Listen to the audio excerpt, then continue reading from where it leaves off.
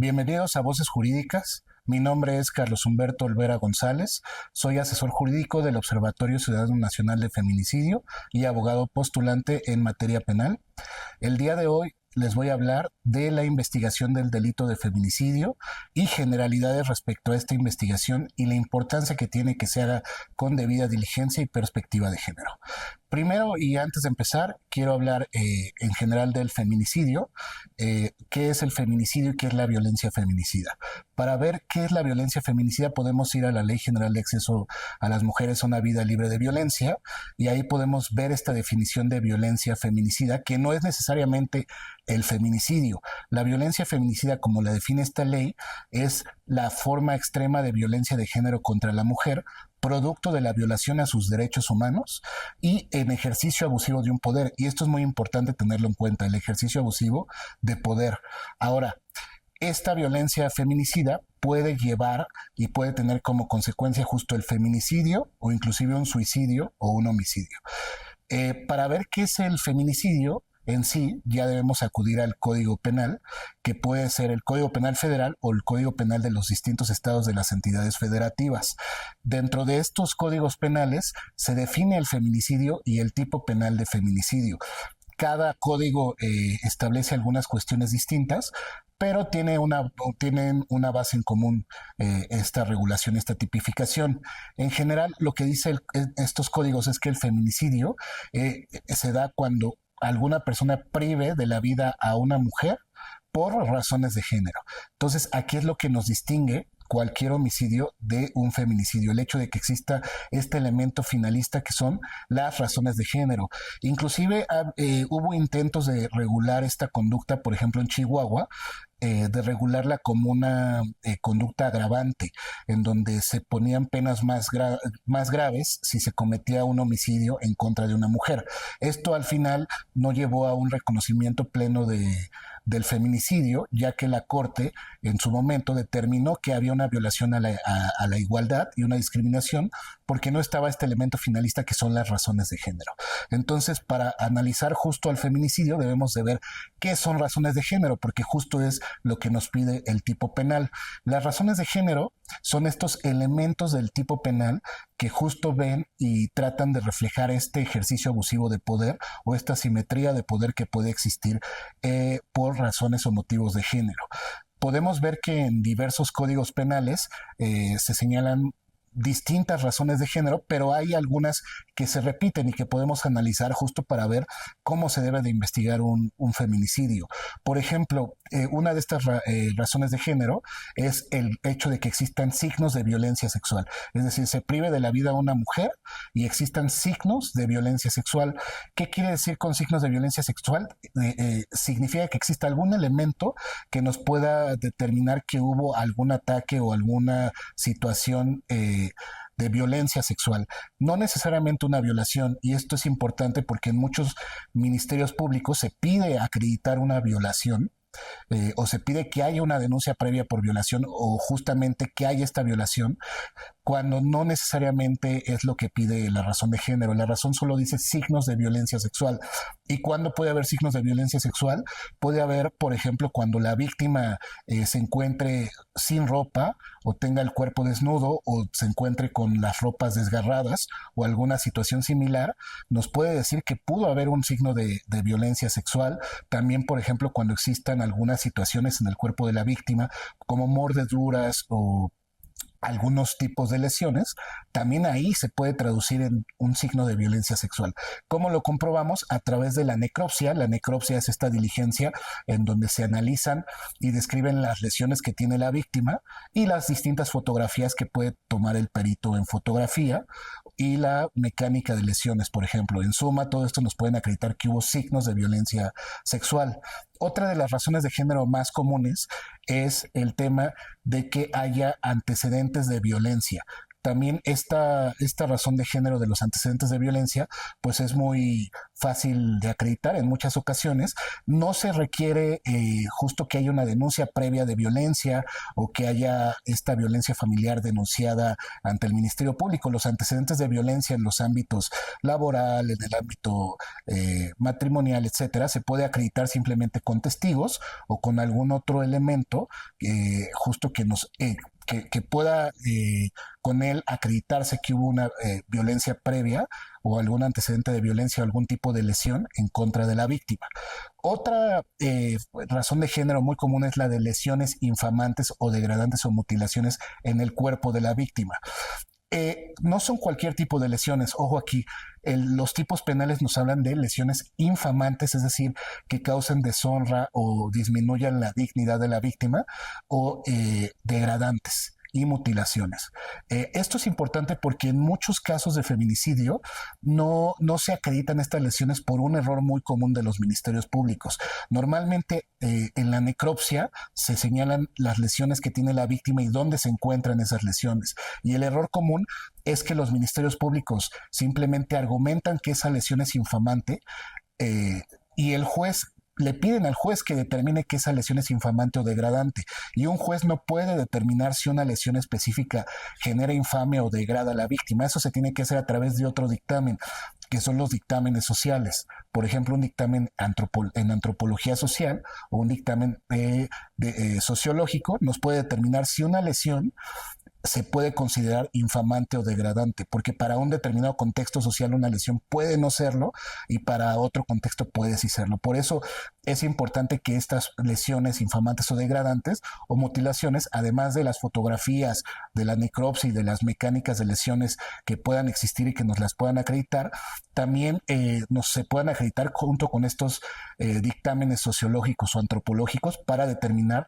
la degradación o la infamia de la lesión. Otra de las razones de género justo es que existe una relación de confianza que puede ser entre concubinos, cónyuges y demás, que también se acredita con testigos o con documentos oficiales, no necesariamente con documentos oficiales, porque muchos ministerios públicos también buscan acreditar esto solo con documentos oficiales, sino que es posible hacerlo a través de testigos. También está una razón de género que me parece muy relevante, que es que el cuerpo de la víctima haya sido depositado o arrojado o expuesto en un lugar de acceso público o de uso público. Esta razón de género es importante porque muchas veces se intenta, o la razón por la que se utiliza esta razón de género es que se intenta expresar la basurización del cuerpo de la mujer, es decir, este sometimiento y este poder que hacen que la mujer y su cuerpo no sea tratado con dignidad. Por eso existe esta razón de género. Y se puede acreditar también con distintos peritajes, con las fotografías, por ejemplo. No necesariamente tiene que ser un lugar público. El tipo penal dice un lugar de acceso público, no un lugar que sea público. Eso es importante distinguirlo también para el acreditamiento de esta causa. Y finalmente, en muchos tipos penales se señala también como razón de género la incomunicación de la víctima, es decir, que antes de la privación de la vida la víctima estuvo incomunicada. Esta razón de género muchas veces se interpretaba de manera extensiva, es decir, que esa incomunicación se daba también por que la víctima estaba alcoholizada o había utilizado ciertas drogas. Posteriormente se amplía esta razón de género y se dice que ya no solo es incomunicación, sino indefensión de la víctima. Entonces, si se fijan, las razones de género buscan ser objetivas. Un tipo penal tiene elementos objetivos, subjetivos y normativos. Los objetivos son aquellos que son generales, ¿no? Y son más fáciles de acreditar. Justo las razones de género buscan que se acrediten elementos objetivos, no subjetivos. Hay tipos penales que sí prevén elementos subjetivos y esto es lo que complica la acreditación del feminicidio. Por eso, poco a poco se ha ido evolucionando en la legislación para incluir elementos subjetivos y no mantener estos elementos subjetivos. Un ejemplo de los elementos subjetivos es que se establece como razón de género en algunos tipos penales que la privación de la vida a una mujer se hace por misoginia u odio. La misoginia u odio es un elemento subjetivo y es muy complicado de acreditar en un proceso penal cuando existe misoginia u odio. Por eso lo que se ha buscado es que estas razones de género sean objetivas y que tengan elementos normativos del tipo, es decir, elementos ya sea culturales o jurídicos que se tengan que abordar. Eh, por eso creo que la legislación debe de seguirse perfeccionando, sobre todo en algunos estados que todavía tienen estos elementos subjetivos. El tipo penal de feminicidio no es difícil de acreditar porque también esa es una creencia o es un mito generalizado, que es muy difícil probar un feminicidio. La realidad es que no. Siempre que haya una investigación con debida diligencia y con perspectiva de género, el feminicidio se puede acreditar. De hecho, es muy común que los problemas para acreditar un feminicidio no sea el tema de la acreditación de las razones de género, sino que sea el tema de la responsabilidad, es decir, quién lo cometió, o el tema de la causa de muerte. Eso es lo que muchas veces complica la acreditación de los feminicidios y son problemas que también existen, por ejemplo, en el delito de homicidio. Es decir, las razones de género, que son los que hacen al homicidio un feminicidio, no son complicadas de acreditar porque generalmente tienen estos elementos objetivos. Esos son las razones de género y cómo se pueden acreditar. Ahora, ¿qué es lo que necesitamos acreditar en el feminicidio? ¿Qué es lo que necesitamos para acreditar de manera correcta un feminicidio y qué se necesita en una investigación? Primero, que la investigación se haga con debida diligencia y segundo, que se haga con perspectiva de género. ¿Qué es la debida diligencia? Bueno, la debida diligencia es la manera en que un ministerio público o una autoridad debe conducir la investigación cumpliendo ciertos principios. Esta debida diligencia está regulada en la Convención Interamericana para Prevenir, Sancionar y Erradicar la Violencia contra la Mujer. Si uno va al artículo 7b de esa convención, se puede analizar que toda la violencia contra la mujer debe ser investigada con debida diligencia y el feminicidio es la forma extrema de violencia contra la mujer.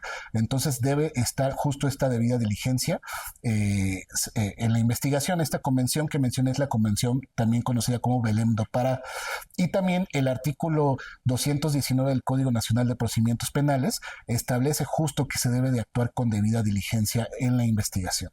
Ahora, la debida diligencia implica el cumplimiento de ciertos principios en la investigación. Son muy sencillos y parece que son muy fáciles de aplicar, pero muchas veces las fiscalías no los aplican correctamente en los actos de investigación o en estas investigaciones de feminicidio. El primero de ellos es el de oficiosidad, es decir, todas las investigaciones que realiza el Ministerio Público deben ser oficiosas, debe realizar actos de investigación motu propio para determinar el esclarecimiento de los hechos. El Ministerio Público debe determinar cuáles son los actos de investigación que se deben realizar sin que sea necesario que las víctimas se los pidan, es decir, los debe hacer por él mismo. Esto sucede más bien, esto no sucede cuando el Ministerio Público, por ejemplo, no realiza ciertas diligencias que son necesarias e incluso esenciales en la investigación, y muchas veces las víctimas se las tienen que pedir o el Ministerio Público las omite y ya no se pueden pedir posteriormente. Una de ellas muy común es la solicitud de videos o de videograbaciones, la búsqueda de cámaras.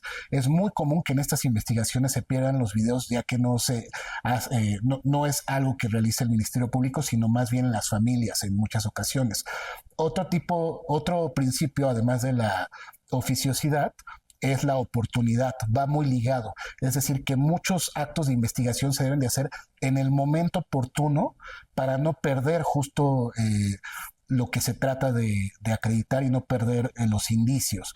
Por ejemplo, en el levantamiento de cadáver se deben tomar fotografías de muchos tipos de acercamientos en un amplio cerrado, en un amplio medio, etcétera, para que se pueda observar cómo estaba el lugar de los hechos. Y si no se hace no se toman esas fotografías en ese momento, no hay forma de poderlas tomar con posterioridad. También, por ejemplo, el tomar muestras del cuerpo de la víctima en la necropsia se tiene que hacer con oportunidad, porque si no se hace en la necropsia, no se puede hacer después. Inclusive, si se trata de hacer en una exhumación, muchas veces no hay resultados positivos. Entonces, la oportunidad lo que busca es eso, que se haga de manera correcta y en los plazos razonables en que se tienen que cumplir con estas diligencias. Otro es la exhaustividad. La exhaustividad es muy fácil, es decir, el Ministerio Público tiene que hacer todas las diligencias posibles para investigar el feminicidio. Y la exhaustividad puede ser vista desde un punto de vista externo, es decir, desahogar todas las diligencias y datos de prueba necesarios para esclarecer los hechos, o interno.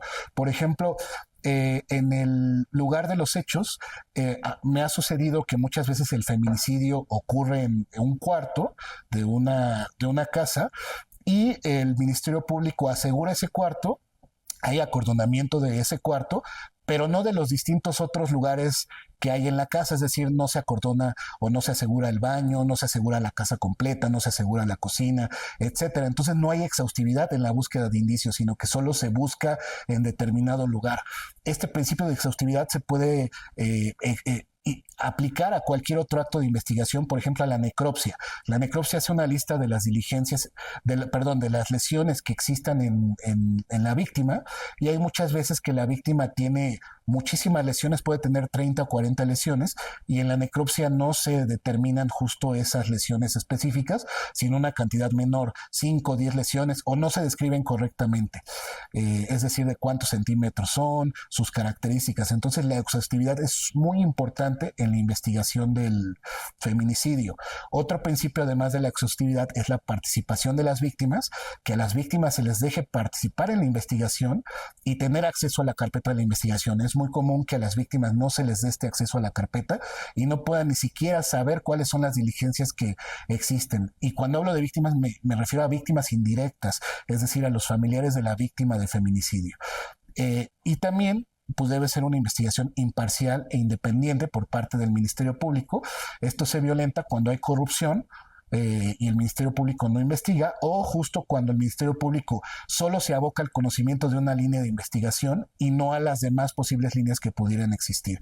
Por ejemplo, hay veces que el Ministerio Público cree que se trata de un suicidio y no investiga otras líneas de investigación que pudiesen haber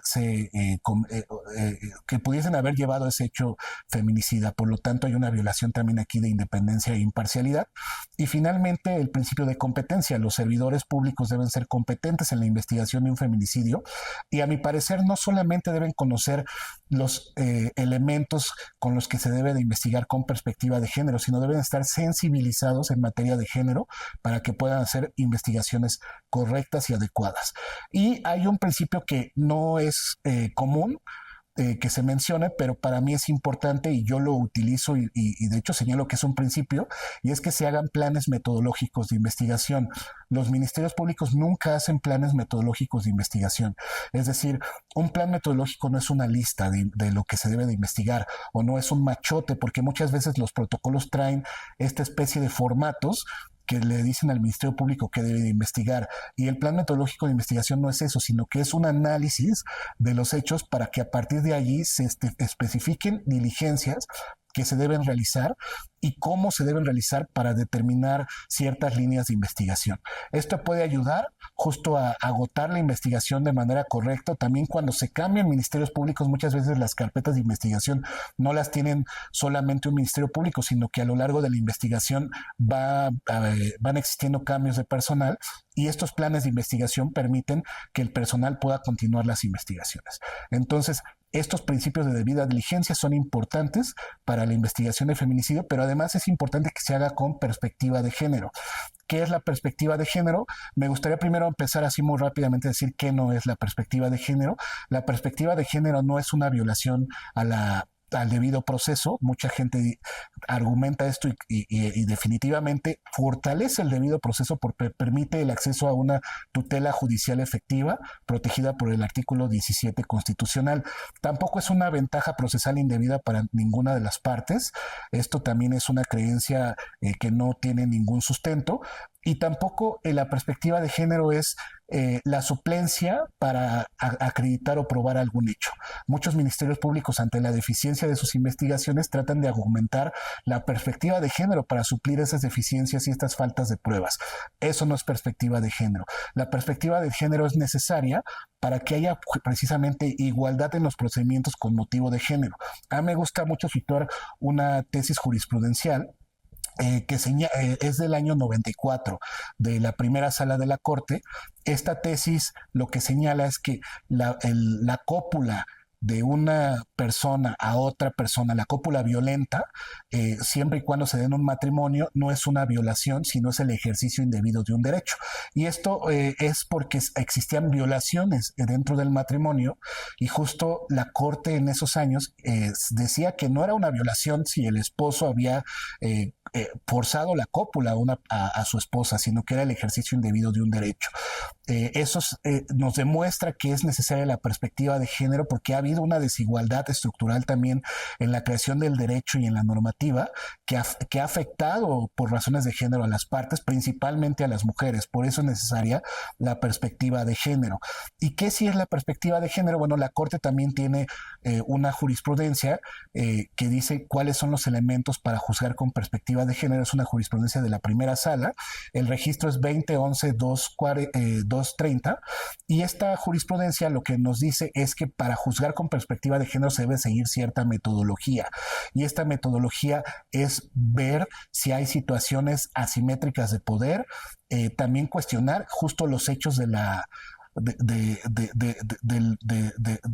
feminicidio y ver justo que no haya en estos hechos alguna cuestión que sea basada en estereotipos o prejuicios, que no se utilice también un lenguaje estereotipado, que se utilicen estándares internacionales de protección a los derechos de la mujer, etcétera. La Corte nos da justo estas formas en que se debe de aplicar la perspectiva de género, y en el feminicidio la perspectiva de género a mi parecer se debe de aplicar primero analizando el contexto de la víctima, es decir, viendo si existía un contexto de violencia y cómo era ese contexto de violencia. Esto se puede hacer a través del análisis de contexto que realizan las distintas fiscalías, donde justo ven esa violencia previa que vivió la mujer. Y también me parece que en el feminicidio hay un principio muy, muy importante, que es que toda muerte violenta de una mujer, así parezca suicidio o parezca accidente, se debe de investigar con perspectiva de género, buscando razones de género, es decir, se debe de investigar como si fuera un feminicidio. Este principio deriva también de la investigación de la muerte de Mariana Lima Buendía. La pueden checar en el amparo 554-2023. Justo la sentencia de ese amparo es una sentencia muy clara que nos dice cómo se debe de investigar la muerte violenta de una mujer. Incluso hay elementos técnicos que señalan cómo debe ser esta investigación. Y este principio que les mencioné ayuda mucho, deriva de esta sentencia y ayuda mucho, ya que en muchas ocasiones, por ejemplo, llega el primer respondiente al lugar de los hechos y lo que el primer respondiente alega es que se trata de un suicidio. Muchas veces las mujeres son encontradas con alguna nota póstuma o ha habido colgamientos, etcétera, y las autoridades, por creer que se trata de un suicidio, no hacen diligencias muy importantes que luego ya no pueden realizarse.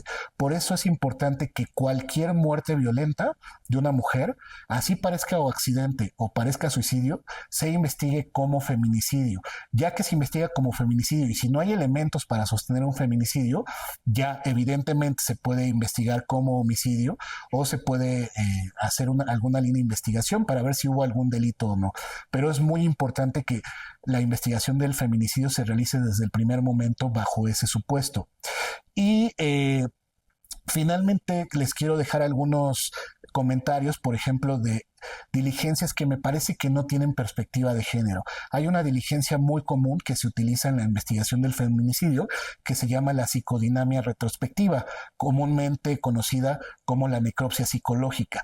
Esta diligencia la hace un perito en psicología y lo que analiza es cómo era la víctima a través de la conversación o el interrogatorio de sus familiares y amigos. A partir de los resultados obtenidos de esas conversaciones y de la investigación de las circunstancias de la víctima, el psicólogo determina cómo era la víctima, cuál era su estado emocional y cuáles fueron las posibles causas de muerte. Esta psicodinamia retrospectiva o necropsia psicológica se utiliza mucho en la investigación de feminicidios, pero si analizamos correctamente esta prueba, es una prueba que de origen, cuando surge esta prueba más aproximadamente en los años 60, de origen surge para analizar muertes dudosas y para ver si se trataban de suicidios. Es decir, es una prueba que de origen busca confirmar si una determinada muerte es un suicidio o no. Por eso viola la perspectiva de género, porque no se debe investigar y buscar si había determinada circunstancia que hiciera que la muerte fuera un suicidio, sino que se debe investigar más bien un contexto de violencia y ver si hay razones de género. Me parece que esta prueba de psicodinamia retrospectiva con una mala metodología normalmente conduce a que haya una investigación con falta de perspectiva de género en los feminicidios. Y esto pues debe aplicarse todo lo que mencioné en la investigación de feminicidio y en las diversas diligencias que se deben de hacer, por ejemplo, en el lugar de los hechos, con los médicos forenses, en la necropsia, en la mecánica de hechos, mecánica de lesiones, ver si es exhaustiva cada una de estas diligencias, pedirse en tiempo, etcétera, para que pueda haber una correcta investigación de feminicidio. ¿Qué podemos hacer si no hay una investigación adecuada de feminicidio?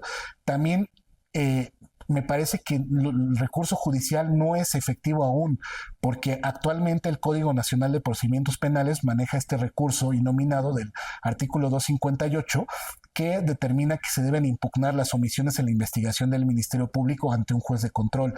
Y el tema es que muchas veces se va a impugnar estas violaciones a la investigación y son violaciones muy técnicas que un juez de control puede no entender.